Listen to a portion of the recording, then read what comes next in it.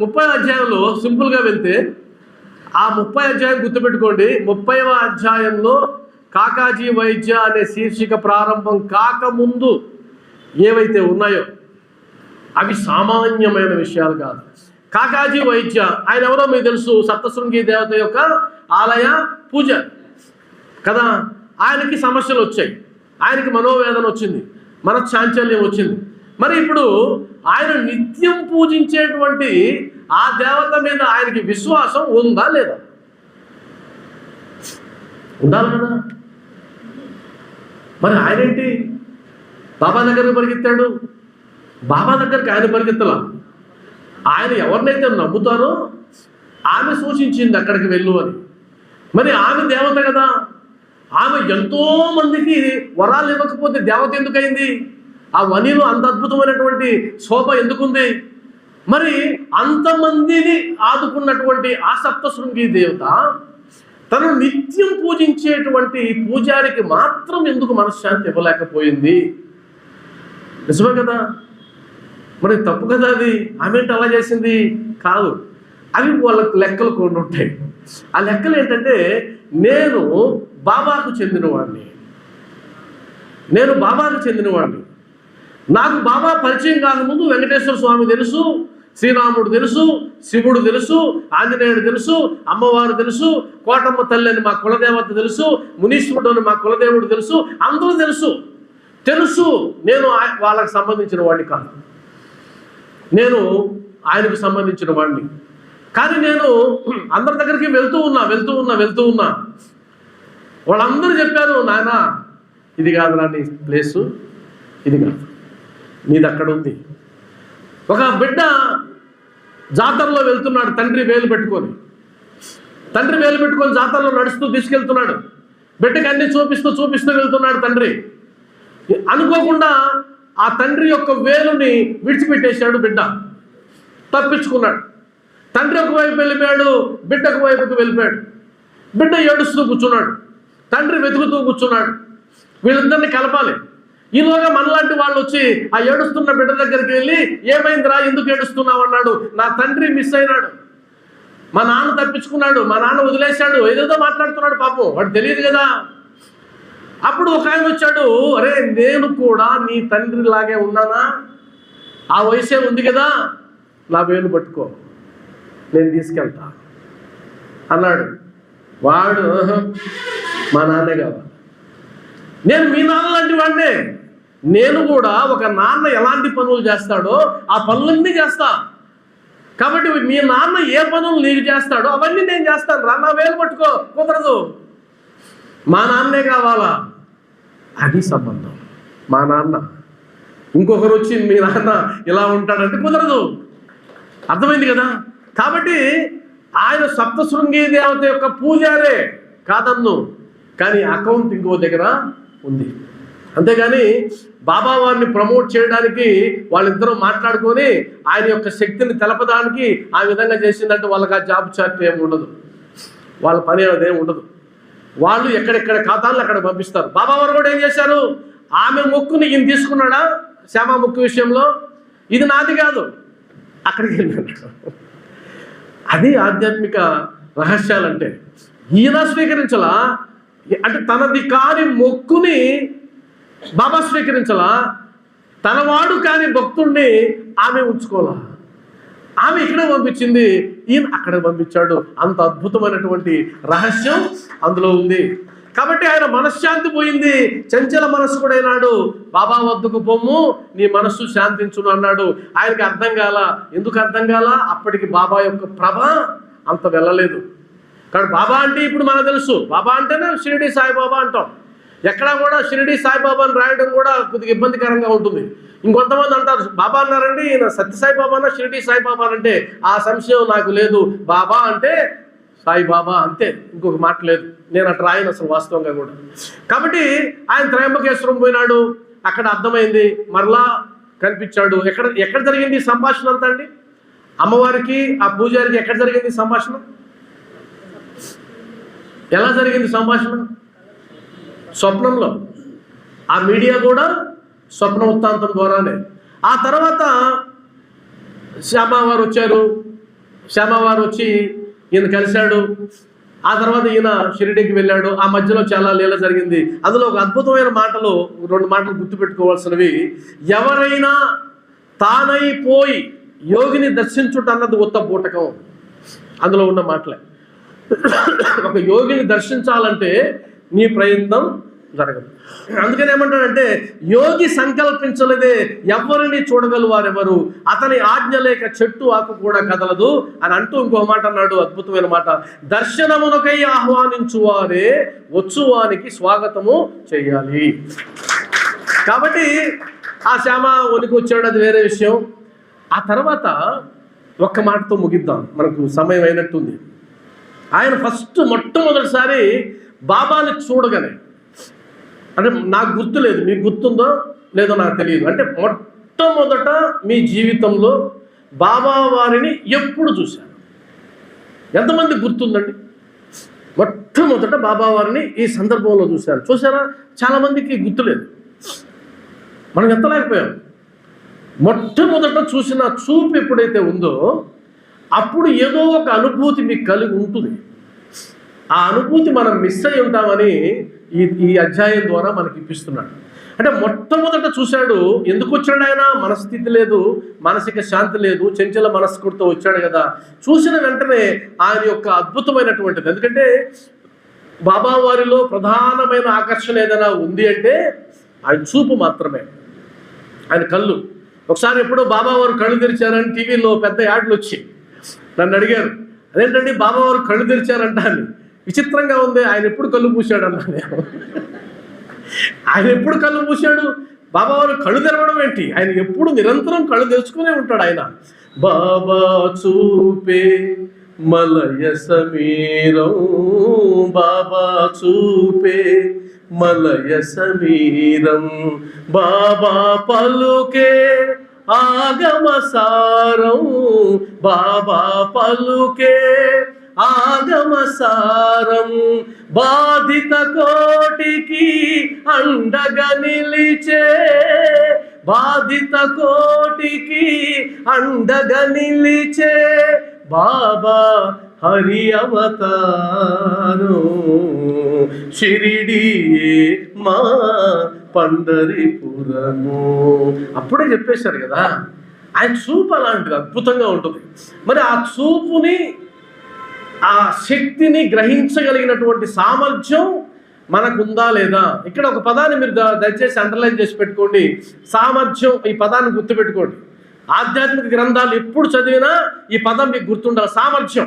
సచ్చరిత్ర ఒకటే. ఇందులో నుంచి వెలికి తీసేటువంటి అంశాలు దేని మీద ఆధారపడి ఉంటాయంటే నీ సామర్థ్యం మీద ఆధారపడి ఉంటాయి.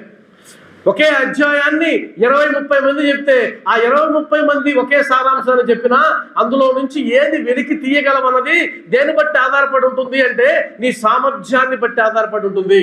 మీరు గమనించినట్లయితే ఇలా మనం ఆకాశం కేసి రాత్రిపూట చూసినట్లయితే నక్షత్రాలు కనిపిస్తాయి.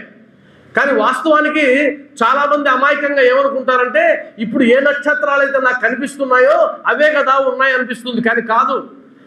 నీ కంటి సామర్థ్యం చూడగలిగినవి మాత్రమే అవి. నీ కంటి యొక్క సామర్థ్యాన్ని దూరదర్శన్ ద్వారా నువ్వు పెంచినట్లయితే, టెలిస్కోప్ ద్వారా, ఆ టెలిస్కోప్ యొక్క సామర్థ్యం పెరిగే కొద్దీ అక్కడ నక్షత్రాల గుంపులు కూడా పెరుగుతూ ఉన్నాయి. కాబట్టి ఇప్పటి వరకు నీకు తెలిసింది ఎంత అంటే నీ సామర్థ్యం ఎంతో అంత.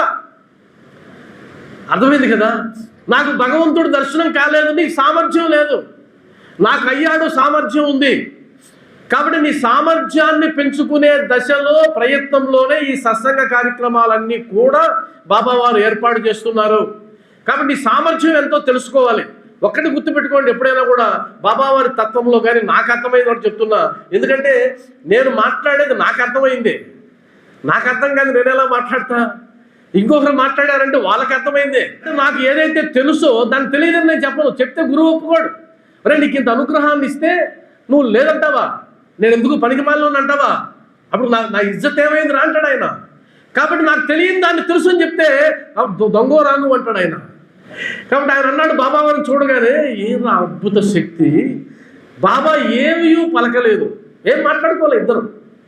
ఇప్పుడు ఎలా అయితే మనం ఆయన మాట్లాడుతున్నా లేదు తెలియని స్థితిలో ఉన్నామో, అప్పుడు కూడా ఆయన ఉన్నా కూడా మాట్లాడలా. ఉత్తర ప్రత్యుత్తరములు కూడా జరగల.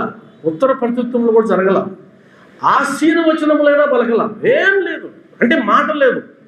అందువల్ల ఏం ప్రత్యుత్తరాలు జరగల. మౌనంగానే మౌన సంభాషణ ద్వారా జరిగినంత ఉత్తర ప్రత్యుత్తరాలు భాషణం ద్వారా జరగదు. మహాత్ములు ఎప్పుడు మాట్లాడరు. మహాత్ములు మౌనంగా నీ వైపు చూశారంటే శతకోటి భాషణాలు జరుగుతున్నట్టు అర్థం. జరిగిపోతూ ఉంటాయి. మాట్లాడుతూ ఉన్నాడంటే కన్నా ఏది మాట్లాడతాడో అదే అర్థం అవుతుంది. మౌనంగా ఉంటే ఏమి అర్థం చేసుకోవాలో అవన్నీ నీకు అర్థమయ్యే అవకాశం ఉంటుంది. కాబట్టి కేవలం వారి దర్శనమే సంతోషమునకు కారణమయ్యను. వారి దర్శన మాత్రముననే మనశ్చాంచల్యము పోయినది. దర్శన మాత్రము చేతనే. అదేవిధంగా అంతరంగమున ఆనందం ఉద్భవించినది. ఏదైతే ఆనందం లేదో, మనశ్శాంతి లేదో అవంతా దేని ద్వారా వచ్చాయంటే చూపు ద్వారా వచ్చేసాయి. అలా చూడడం ద్వారా వచ్చేసాయి. నాకు చూడడం ద్వారా రాలేదు అంటే అర్థం నువ్వు సాధన చెయ్యాలిరా అని చెప్పాడని అర్థం.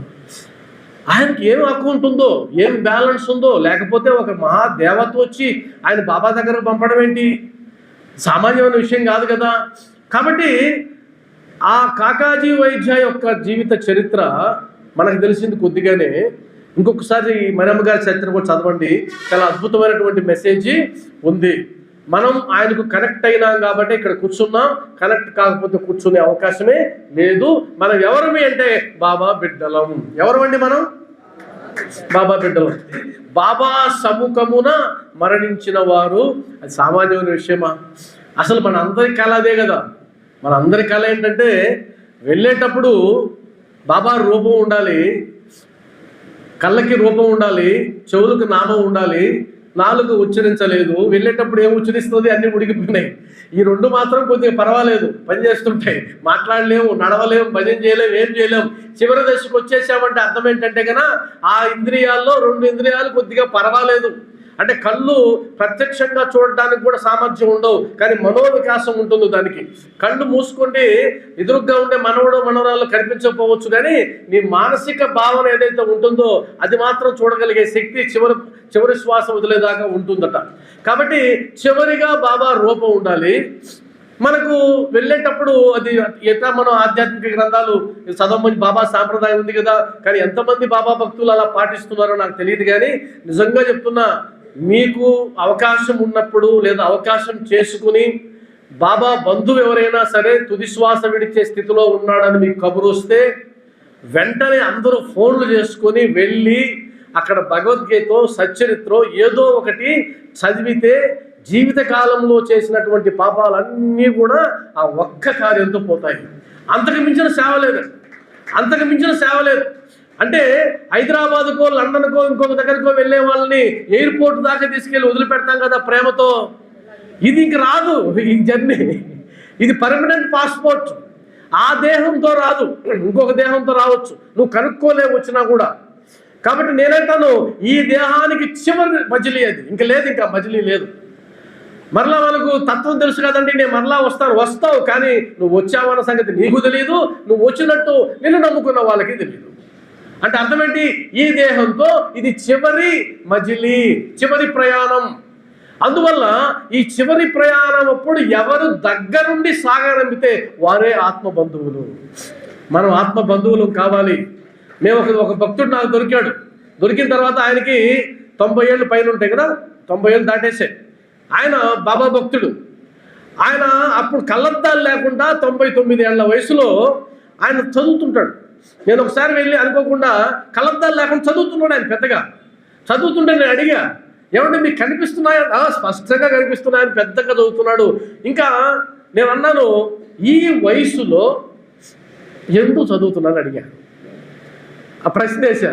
ఆయన అన్నాడు, ఎందుకేంటి, విమానంలో వెళ్ళాలి, మోక్షం అన్నాడు. ఆనందం. ఆయన చనిపోతాడని కబురు వచ్చి చనిపోయినాడు అనుకుంటా. అప్పుడే ప్రాణం వదిలేశాడు అన్నప్పుడు అప్పుడు వచ్చింది ఫోను.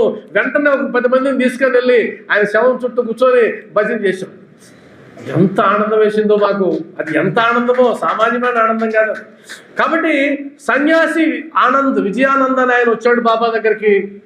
ఆయన బాబా దగ్గర తిట్లు తిన్నవాడైనప్పటికీ, అరే ఈ పనికి మాలినోడు అని పేరు పెట్టినప్పటికీ, ఈ పనికి మాలిన సన్యాసిని తనివేమన్నప్పటికీ ఆయన చేసుకున్న పుణ్యం ఆయన సమక్షంలో ప్రాణాలు వదలగలిగాడు.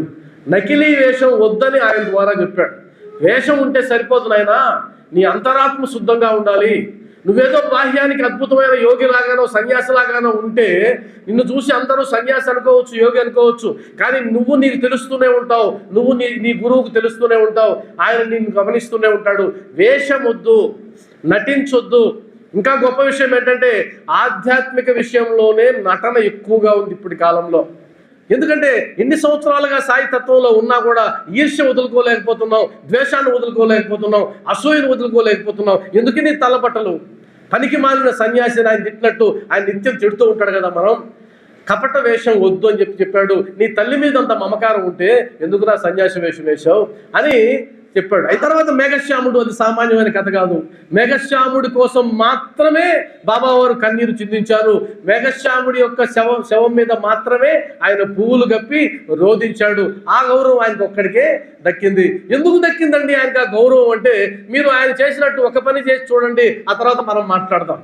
ఆయన మధ్యాహ్న హారతి సమయంలో ఒంటి కాదు మీద నిలబడుకొని ఆయన హారతి ఇచ్చాడు. మీరు ఒక 2-3 రోజులు ట్రై చేసిన తర్వాత నా దగ్గరికి ఫోన్ చేయండి, ఏమంటే 3 రోజులు నిలబడుకున్న ఒంటి కాలు మీద, ఇప్పుడు చెప్పండి అంటే అప్పుడు చెప్తా. అది సామాన్యమైనటువంటి దీక్ష కాదు. ఆ దీక్ష పొందాడు, అది సంపాదించాడు. తాత్యాసాహెబ్ నోల్కర్ ఏం చెప్తావు ఇంకా? తాత్యాసాహెబ్ నోల్కరు ఆయన జీవితం మొత్తాన్ని ధారపోసి, అప్పట్లో అమాయకుడు ఆయన అందరికీ. అప్పట్లో అమాయకుడు, ఏమీ చేతకానివాడు, అనవసరంగా ఒక పిచ్చి పక్కీరు నమ్మి తన జీవితానంతా నాశనం చేసుకున్నాడు, ప్లేటర్ ఉద్యోగాన్ని పోగొట్టుకున్నాడు అని పిచ్చి పిచ్చిగా మాట్లాడినటువంటి ఆ సందర్భాల్లో ఆయనకు బాబావారు ఎప్పుడైతే ఆయన దేహాన్ని వదిలిపెట్టాడో మసీదు నుంచి బయటకు వచ్చి నోరు లబలబా కొట్టుకుంటూ బం బం బం అని శబ్దం చేస్తూ ఒక నక్షత్రం రాలిపోయింది అని చెప్పి స్టేట్మెంట్ ఇచ్చి, వాడికిక మరణం లేదు, వాడికి ఇక చావు లేదు, సద్గతిని ప్రకటించాడు. సద్గతిని ప్రకటించింది ఇద్దరికి. కాకాసాహెబ్ దీక్షిత్కి విమానంలో తీసుకెళ్తానన్నాడు, 2 తాత్యాసాహెబ్ నోల్కర్కి తీసుకెళ్తానల్లా అయిన తర్వాత ప్రకటించాడు వాడు సద్గతిని పొందాడు అని. చివరిగా ఒక చిన్న విషయం చెప్తా. ఒక భక్తుడికి బాబాకి ఎలాంటి సంబంధం ఉండాలి అనే దానికి తాత్యాసాహెబ్ నోల్కర్ యొక్క జీవితంలో చివరి ఘట్టం అది ఒక్కటి చెప్పి ముగించేస్తా, మిగతా వదిలేస్తాం. ఆ తర్వాత పూలి చనిపోయిందా ఎంత వదిలేస్తాం. చివరి దశలో ఆయన కుటుంబాన్ని కూడా వదిలేశాడు, భార్యని అందరినీ త్యాగం చేశాడు, బంధువులు ఎవరికి కూడా రావద్దని చెప్పాడు, షిరిడీకి రావద్దు, ఎందుకంటే ఏకాంతంగా జీవించాలి, ఏకాంతంగా బాబాతో ఉండాలి, బాబాని మాత్రమే ధ్యానించాలి, ఇంకొకటి చేయకూడదని అనుకున్నాడు. తర్వాత బాబా మసీదుకు దగ్గరలో ఒక ఇల్లు తీసుకున్నాడు, అక్కడే ఉండిపోయాడు. చివరి దశలు సమీపిస్తున్నాయి. ఎందుకంటే బాబావారు ఆయనకు సంబంధించి చేసిన లీలలు సామాన్యమైన లీలలు కాదవి. ఎందుకంటే ఎప్పుడో భవిష్యత్తులో ఆయనకు అనారోగ్యం వస్తుందని ముందు నుంచి ఒక వ్యక్తిని సిద్ధం చేసి ఆయన సేవ కోసం పెట్టినటువంటి గొప్ప మహాత్ముడు బాబావారు. అంత గొప్ప పుణ్యాత్ముడు తాత్యాసాహెబ్ నోల్కర్.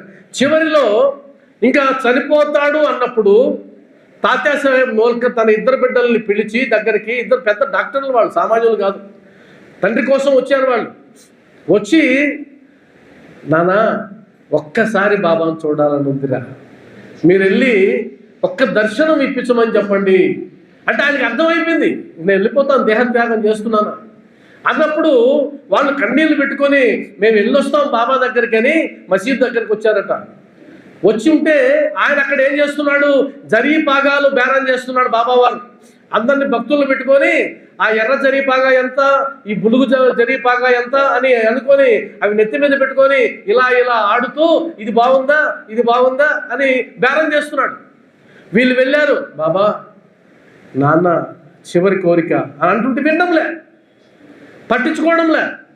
ఆయన పాటికి ఆయన ఉన్నాడు, నవ్వుకుంటూ ఉన్నాడు. వీళ్ళిద్దరూ డాక్టర్లు కదా, బాగా చదువుకున్న వాళ్ళు కదా. వీళ్ళు అనుకున్నారు మా నాన్న తన జీవితాన్ని వృధా చేసుకున్నాడు, ఈయన కోసం మొత్తం దారపోసుకున్నాడు, ఈరోజు తన కోసం షిరిడీకి వచ్చి స్థిరపడినటువంటి ఒక భక్తుడి కోసం చివరి కోరిక కోరితే రావడానికి ఇష్టపడడం లేదు, కేవలం వినడానికి కూడా ఈయన ఇష్టపడడం లేదని వాళ్ళు ఏడ్చుకుని కొద్దిసేపు చూసి ఆయన అసలు పట్టించుకొని కూడా వాళ్ళ వైపు చూడని కూడా బాధపడుతూ వెళ్ళిపోయారు.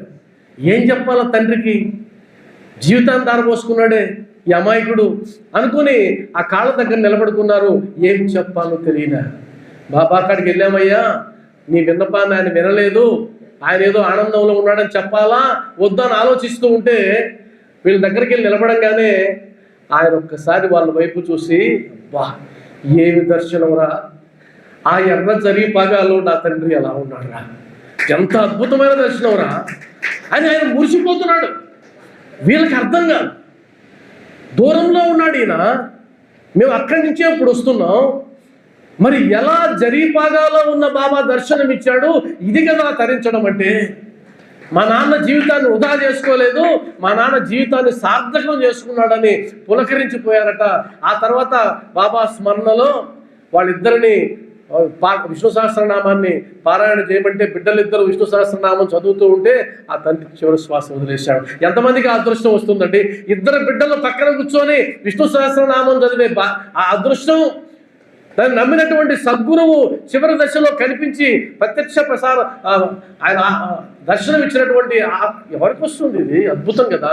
కాబట్టి ఇలాంటి లీలలు ఎన్నో చేసినటువంటి ఆయన, మనందరి లక్ష్యం ఒకటే, మనం చివరిగా బాబా రూపాన్ని చూస్తూ బాబా నామాన్ని వింటూ ఆనందమైనటువంటి జీవితాన్ని అనుభవించి కర్తవ్యాలని బాంధవ్యాలని సమకూర్చి భగవంతుడు ఏ ఉద్దేశం కోసం ఈ భూమి మీదకి పంపించాడో, ఏ బంధాలని మన చుట్టూ పెనవేశాడో, ఆ బంధాలు, ఆ కర్తవ్యాలు, ఆ బాధ్యతలు అన్నిటినీ 100% నెరవేర్చి సచ్చిదానందం ఏదైతే ఉందో ఆ రుచిని చివరి స్వారైనా ఒక్కసారి అనుభవించి ఆ రూపాన్ని చూసి ఆ నామాన్ని విని ఈ శరీరాన్ని విడిచిపెడితే అదే ధన్యత.